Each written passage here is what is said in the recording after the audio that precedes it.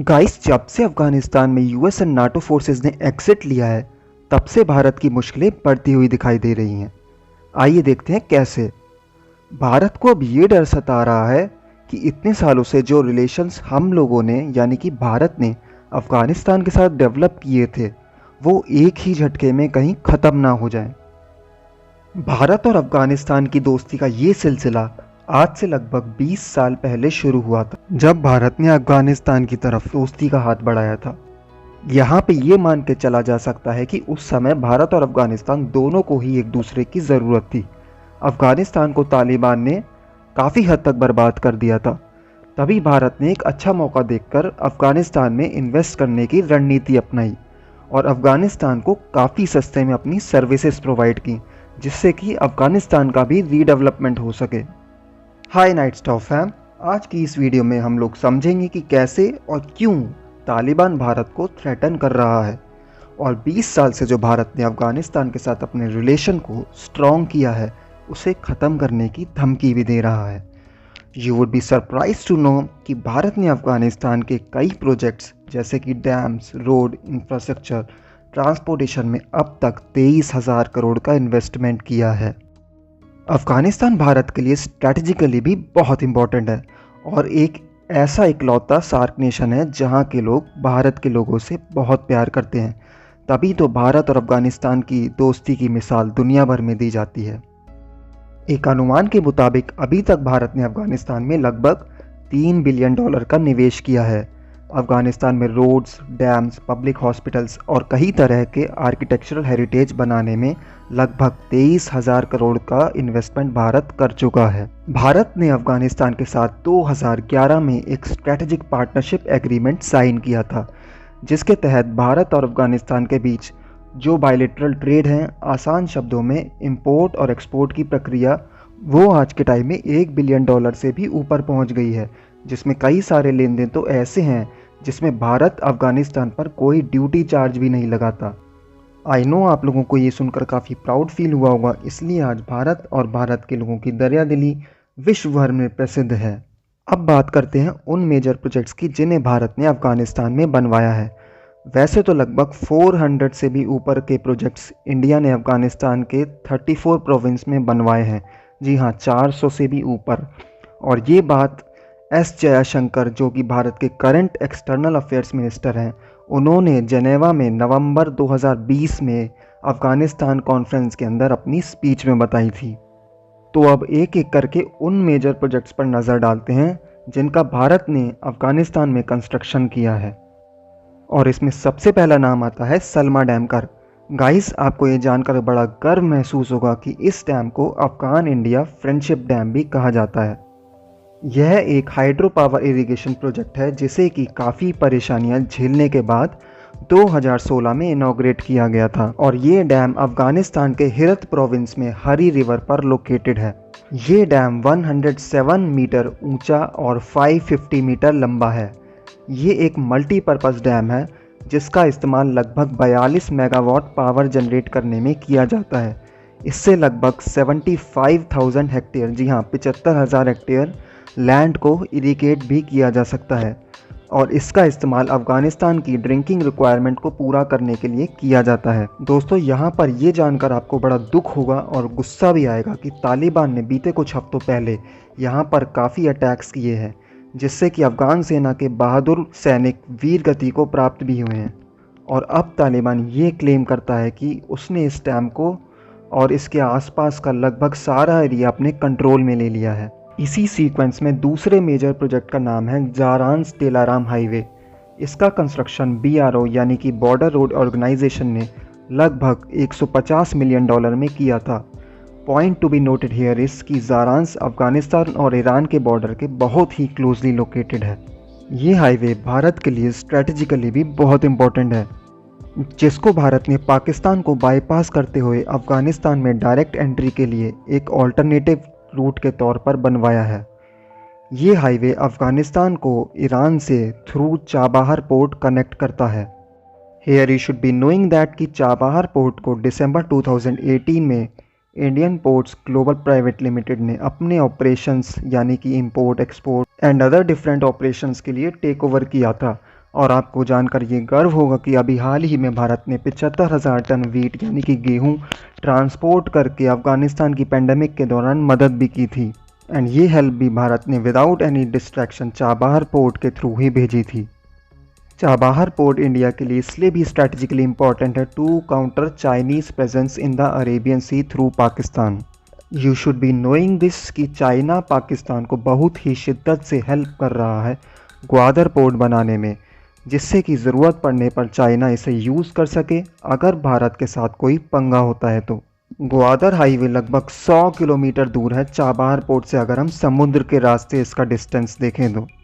Chabahar port का use India China को counter करने के लिए कर सकता है अगर इस एरिया में चाइना कोई कलाकारी दिखाता है तो। One interesting point to be noted here is जारांस Delaram highway को 300 इंडियन इंजीनियर्स ने बनाने में मदद करी थी। एक एक्सटर्नल अफेयर्स पब्लिकेशन के मुताबिक इस हाईवे को बनाते वक्त 11 इंडियंस और 129 अफगानिस्तानियों ने अपनी जान को गंवा दिया था, जिसमें कि 6 इंडियन टेररिस्ट अटैक में और 5 एक्सीडेंट में मारे गए थे। दोस्तों, जारांस डेलाराम हाईवे के अलावा भारत ने अफगानिस्तान पार्लियामेंट का भी कंस्ट्रक्शन किया है, जिसकी टोटल कॉस्ट करीब $90 मिलियन आई थी। और हमारे प्यारे भारत के प्रधानमंत्री श्री नरेंद्र मोदी ने इस पार्लियामेंट को 2015 में इनॉग्रेट किया था। भारत ने इस प्रोजेक्ट को अफगानिस्तान में डेमोक्रेसी कल्चर को बढ़ावा देने के लिए इसका कंस्ट्रक्शन किया था। आपको ये जानकर बड़ा गर्व होगा कि इसमें एक ब्लॉक ऐसा भी है जिसे भारत के पूर्व प्रधानमंत्री अटल बिहारी वाजपेयी जी के नाम पर रखा गया है। नेक्स्ट है एक कल्चरल हेरिटेज प्रोजेक्ट जिसका नाम है स्टोर पैलेस। भारत ने आगा खान ट्रस्ट के साथ मिलकर इस प्रोजेक्ट को 2013 में रेनोवेशन के साथ कंप्लीट किया था। Project originally late 19th century में बनाया गया था।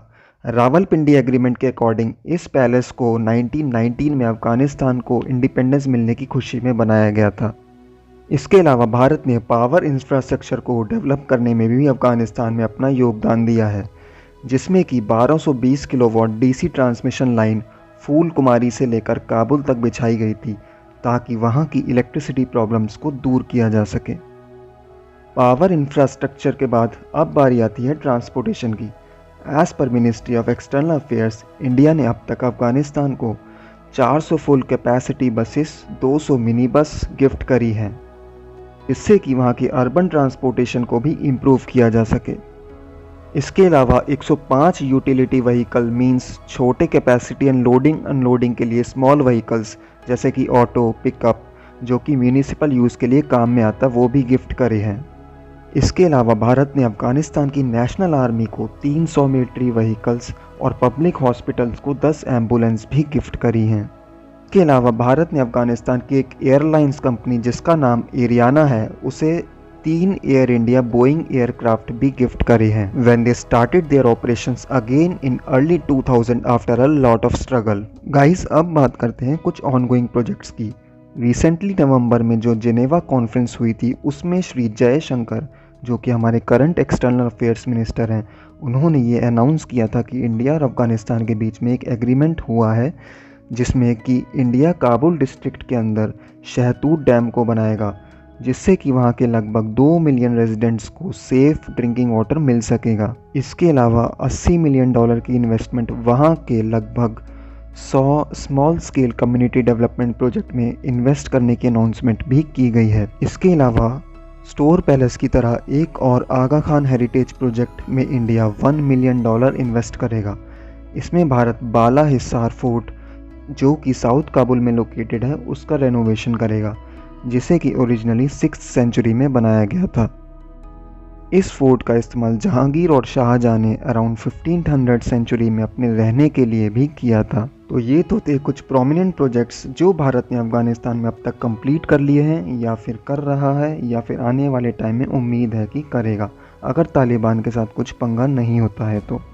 गाइस, अब बात करते हैं कि अफ़गानिस्तान कैसे स्ट्रेटेजिकली इतना इम्पोर्टेंट है हमारे लिए और हम लोग क्यों इतना अफ़गानिस्तान को सपोर्ट करते हैं। तो यहाँ पे हम कुछ मेजर पॉइंट्स की तरफ फोकस करेंगे। इसमें पहले नंबर पर है अफ़गानिस्तान की ज्योग्राफिक लोकेशन। अफ़गानिस्तान के साथ अगर भारत के रिलेशन अच्छे रहते हैं तो भारत कभी भी पाकिस्तान को दो तरफ से काउंटर कर सकता है। एंड ये तो आप सभी लोग अच्छे से जानते हैं कि हमेशा से पाकिस्तान भारत के लिए गले में फांस की तरह अटका रहता है। अभी हाल ही में पाकिस्तान ने ये दावा किया है कि वो लोग एक ऐसी रणनीति बना रहे हैं जिसके तहत वो आतंकी संगठन हक्कानी नेटवर्क और तालिबान के साथ मिलकर काबुल को अपने कब्जे में ले लेंगे। एंड ये बात उन्होंने तब बोली है कि जब अमेरिका ने वहाँ से अपनी फोर्स को हटा लिया है। सेकंड स्ट्रेटेजिक इंपॉर्टेंस है वो है सेंट्रल एशियन मार्केट। जी हाँ दोस्तों, भारत सेंट्रल एशियन मार्केट में भी अपनी पकड़ को मजबूत करना चाहता है, जिसके लिए भारत चाबहार पोर्ट को डेवलप कर रहा है।